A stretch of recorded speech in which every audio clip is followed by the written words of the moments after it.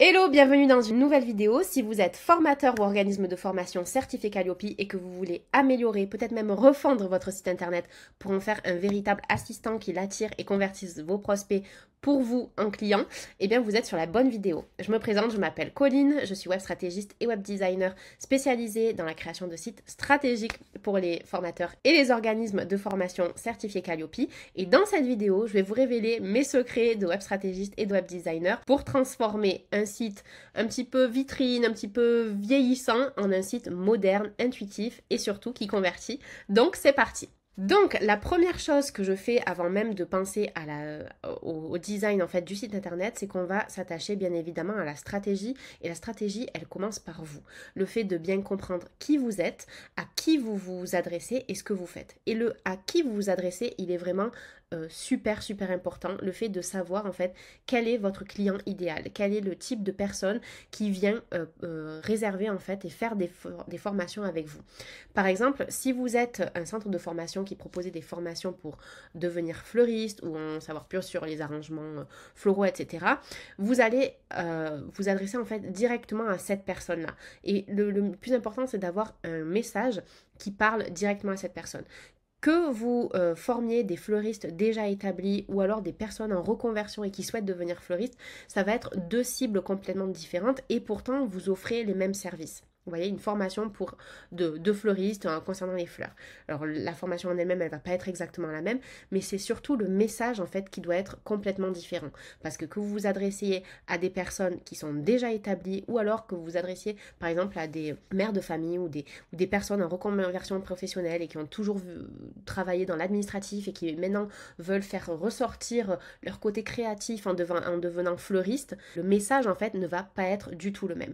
Et donc on va vraiment faire une recherche approfondie, enfin en tout cas je vais vous poser énormément de questions pour savoir qui est votre client idéal et à partir de là on va pouvoir deviner en fait ses habitudes, ce qu'il recherche et on va pouvoir créer le site internet. Ensuite on va bien évidemment ajouter votre personnalité là-dedans et choisir en fait un design, des couleurs qui vont refléter votre personnalité, vos valeurs, ce qui est important pour vous et en fait donner, comme on appelle une vibe en fait quand on arrive sur le site internet, sur votre site internet. Si vous allez sur le site internet de Apple et si vous allez sur le site internet de Starbucks, la vibe, le sentiment, il n'est pas du tout le même. Sur le site d'Apple, ça va être beaucoup plus froid, beaucoup plus carré, beaucoup plus futuristique, alors que sur le site de Starbucks, ça va être beaucoup plus convivial et chaleureux. Et donc du coup, quelle est l'ambiance que vous voulez donner à votre site? Quelle est votre personnalité? Quelles sont les valeurs que vous voulez faire passer à travers votre site? On va parler de ça. Et ensuite, on va bien évidemment créer une stratégie qui va suivre en fait exactement vos objectifs. Comment vous comptez acquérir vos clients et surtout comment vous comptez les convertir et qu'est-ce qu'une conversion pour vous. Est-ce que la conversion c'est le fait que la personne s'inscrive à votre newsletter? Est-ce que c'est le fait qu'elle vous contacte? Est-ce que c'est le fait qu'elle s'inscrive directement à votre formation? Et en fait ça va être l'objectif final, il va être indispensable pour créer l'ensemble du site. Quand je vous dis l'ensemble du site, on ne va pas parler seulement de la page d'accueil. C'est une stratégie que l'on va appliquer à toutes les pages, alors de manière différente pour que ce soit fluide, logique et naturel, mais on va l'avoir en tête pour absolument toutes les pages du site et même pour la structure du menu, la structure de votre site en général. Et donc ensuite, je vous encourage à aller voir ma précédente vidéo où je vous explique en détail quels sont en fait les conseils que je vous recommande en général. Bien sûr, chaque stratégie est individuelle, personnalisée, mais il y a certaines choses qui vont s'appliquer à tous les sites, comme par exemple le fait d'avoir une navigation claire, d'avoir une navigation qui n'est pas avec maximum, on va dire maximum 7 onglets, avec des intitulés d'onglets qui sont clairs, qui ne laissent pas de place au doute, le fait d'avoir dès le premier écran un call to action, c'est-à-dire un bouton qui invite à l'action, quelle que soit l'action en fait que vous voulez que la personne elle fasse, mais un CTA qui soit clair et qui vraiment invite à passer à l'action, et bien sûr aussi avoir une phrase qui donne en fait votre proposition de valeur, qui explique qui vous êtes, à qui vous vous adressez et quels sont les bénéfices de travailler avec vous, pour qu'une fois qu'on arrive chez vous, parce que c'est comme votre maison en fait, le site internet, c'est votre maison sur internet, une fois qu'on arrive chez vous, on veut savoir chez qui on est, pourquoi je suis là et chez qui on est. Si j'arrive dans un magasin et que je ne sais pas exactement dans quel magasin je suis arrivée, c'est qu'il y a vraiment un problème. Il faut qu'on sache qui vous êtes, à qui vous adressez et quels sont les bénéfices de travailler avec vous pour que, en tant que client, je me dise, ok, ben c'est exactement ce que je recherche parce que ce sont ces bénéfices et je me sens concernée, j'ai vraiment l'impression que ces personnes parlent à moi. Donc, une fois qu'on a fait cette première étape de savoir exactement qui vous êtes, à qui vous vous adressez et ce que vous proposez, on va passer à la deuxième étape qui est l'acquisition. Et donc, l'acquisition, on va passer par le référencement naturel et on va voir en fait quels sont les... Et donc, c'est aussi pour ça que c'est super important de connaître votre client idéal, savoir exactement ce qu'il va taper sur Google pour trouver une solution à son problème.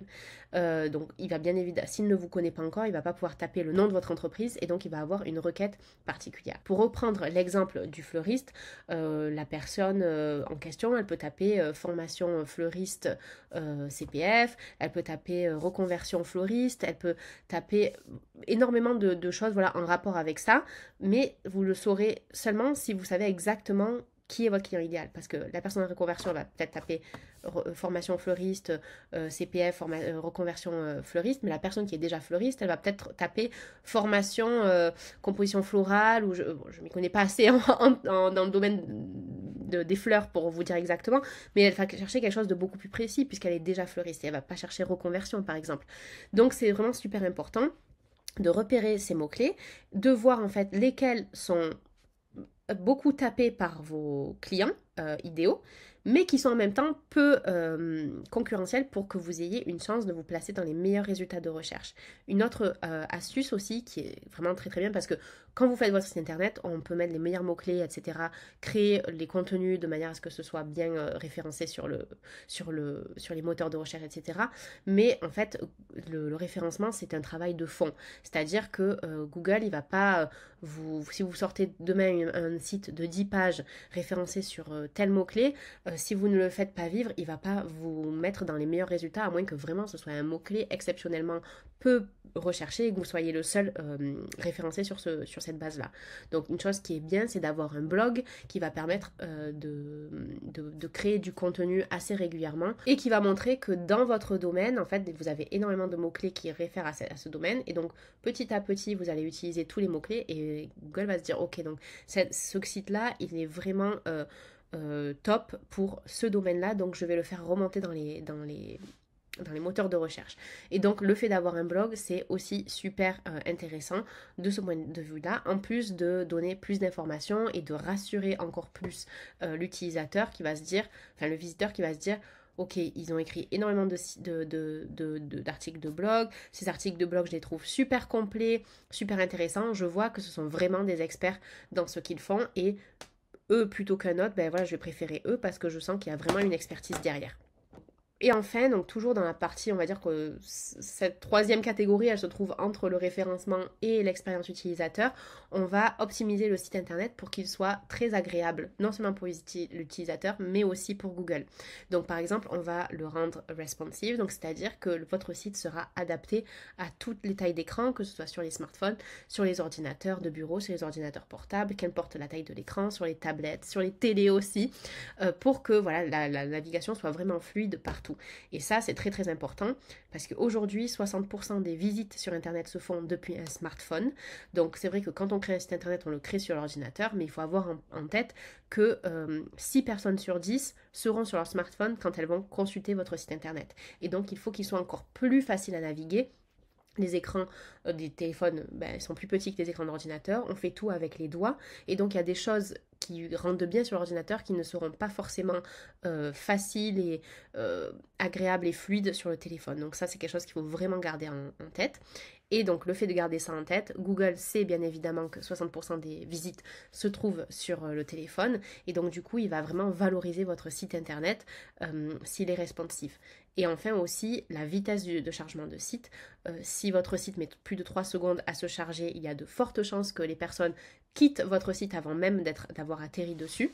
Et donc du coup le fait d'améliorer la vitesse de votre site va permettre aussi à Google de dire ok, c'est un site qui est vraiment sérieux et qui est agréable à visiter parce que le but de Google c'est que la personne elle reste sur Google le plus longtemps possible en fait, qu'elle reste en utilisant le moteur de recherche Google le plus possible. Si demain Google se met à partager des sites qui sont qui datent des années 2000 et qui sont pas du tout responsives et qu'on comprend rien, etc., on va se dire ok, ben on va plutôt aller chercher sur Bing ou je sais pas, sur Yahoo, parce que là on a des résultats qui sont beaucoup plus pertinents dans ce que je recherche. Et donc voilà comment faire de votre site un vrai allié, un vrai levier pour la croissance de votre entreprise. Donc en mélangeant l'expérience client avec l'automatisation, avec le référencement, avec le design, ça va permettre de faire de votre site un outil qui va attirer des prospects qualifiés pour votre entreprise sans que vous n'ayez rien à faire. Le but c'est pas de vous rajouter du travail. Ça va également permettre de renforcer votre autorité et votre expertise, d'accroître en fait la confiance de vos clients actuels, de vos prospects qui pourraient vous connaître d'ailleurs et qui arrivent sur votre site internet et se disent ok waouh. Si vous êtes formateur ou centre de formation certifié Calliope et que vous voulez refondre votre site internet pour avoir un site qui est beaucoup plus moderne et surtout qui convertit les prospects en clients tout en respectant la législation de Calliope, qui est très très important pour conserver votre certificat. N'hésitez pas à faire appel à mes services, vous trouverez mon lien juste en dessous. Je vous souhaite une très bonne journée et je vous dis à très bientôt.